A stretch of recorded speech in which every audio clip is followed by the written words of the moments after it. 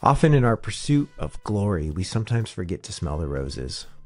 You may have an apartment in a less than desirable neighborhood, but in the right hands, those four walls can become a peaceful haven. It's not so much what is grand that makes us feel at home, but rather what is familiar and warm.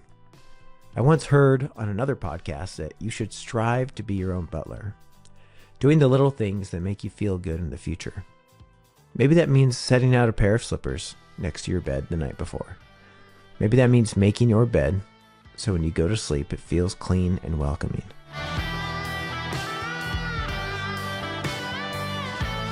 If you ever want a good conversation starter, ask someone what their dream home would be like. You could ask them where that house would be, what it would look like. You could ask them what amenities it has or how many rooms and what the decor would look like. People light up when they start thinking about this question, children and adults alike. I think it's because in a way, a dream home represents to some degree who we want to be. It's hard to disentangle that fantasy home from the person that it's custom made for. I also think that often unbeknownst to ourselves, it's a window into our souls. A dream home is tailor-made to suit our own fantasies, and therefore it reflects our aspirations. And our aspirations are a hint at what we really value in life. Not too long ago, I wrote an episode that talked a little bit about what I used to dream of in my own fantasy home.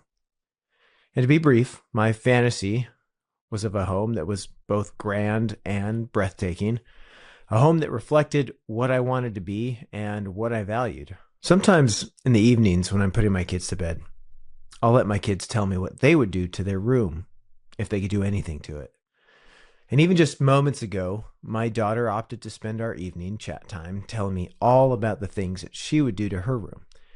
It included a pool under her bed that she could sneak into at any given time without anyone seeing her, a private enclosure to surround her, a TV, sliding doors. She spent probably 3 minutes just explaining to me how the doors were going to work.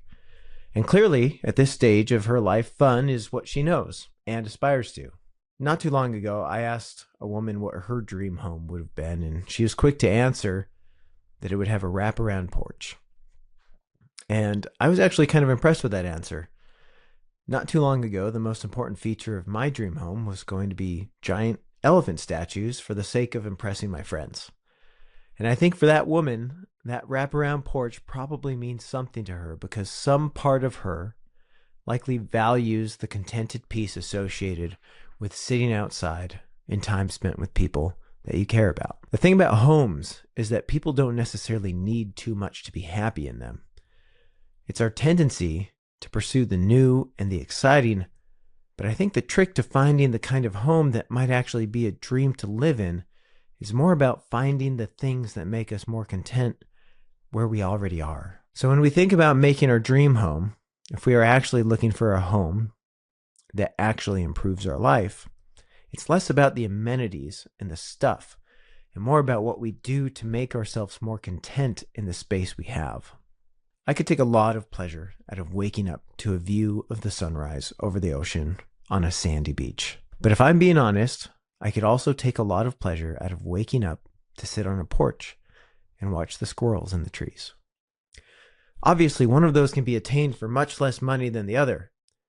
And in short, I think finding our dream home is as much a process of not taking things for granted as it is building a custom home.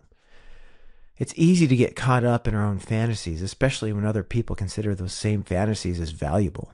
When most of society is telling you that your dream home should be a house on the water or a home at the base of a ski resort, it becomes easy to think that anything else is of lesser value. In some areas of the world, living next to water is considered a negative.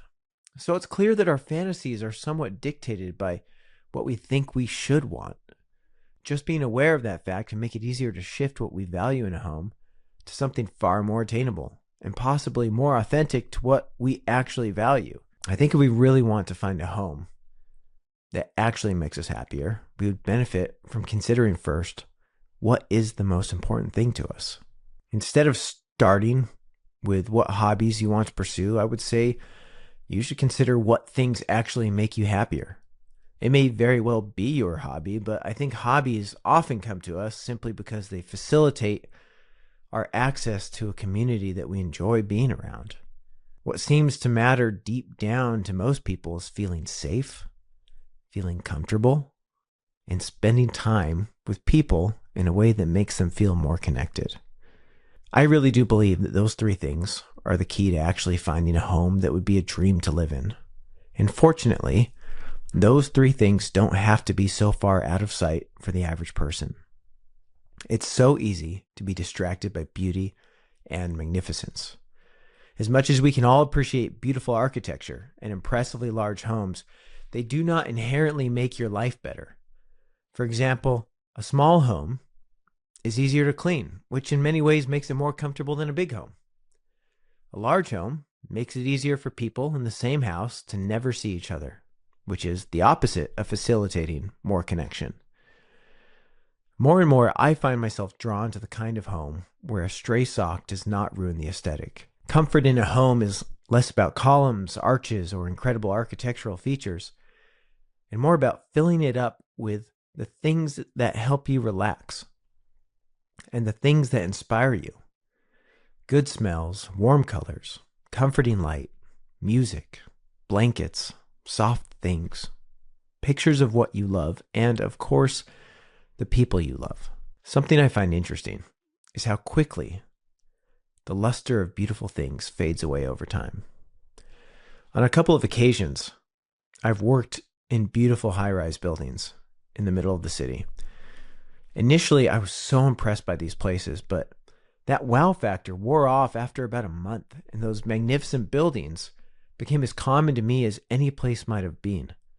The things that continued to give me comfort while I was there were the little things that I did to make my space feel like my own.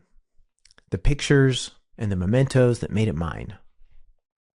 Today, I work out of a home office in my house. The house is small and fairly old, but I find it to be incredibly comfortable for me. My office is filled with things that I like, and it's perpetually just a little messy, but I can relax here. I like the warm colors and the wood in the room. It smells nice, and it has a few pieces of furniture that I particularly like. The cost for me to be here is almost nothing. My furniture is cheap and mostly secondhand, but it's comfortable. The most expensive thing in the room is a pair of speakers that I use to play my music.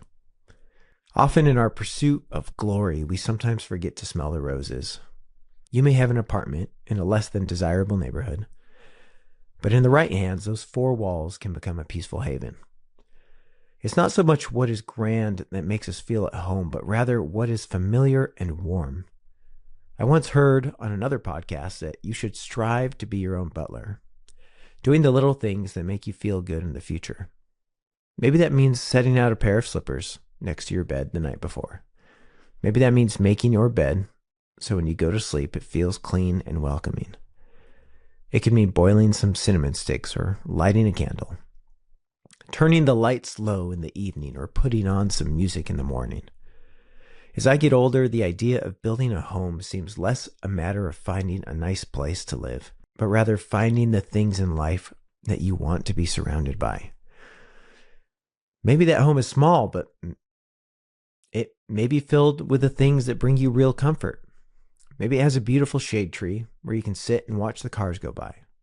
Maybe it has a warm fire burning in the fireplace. Maybe it's home to your bug collection. Maybe there are pictures on the wall that remind you of the things you love. Surprisingly, I think the happiest years of when I was married to my ex were probably the time when we opted to move our family into an RV. And other than feeling a little guilty at not providing more for my kids, my life was content, and my family was as happy as I think they ever were. What really makes a home special isn't its grand features, it's those small comforts. The people that share it with you, and your own ability to maintain gratitude and appreciation for the little things in life. Heaven and hell are represented as places, but I don't think I would be too surprised to find that it's all the same place, with the only difference between the two being what you choose to make of it. I still think a lot about what kind of house I want to have next. But when I remind myself of how good I have it, and stay mindful of the small comforts my home already has, the place where I currently live really does become a piece of heaven on earth.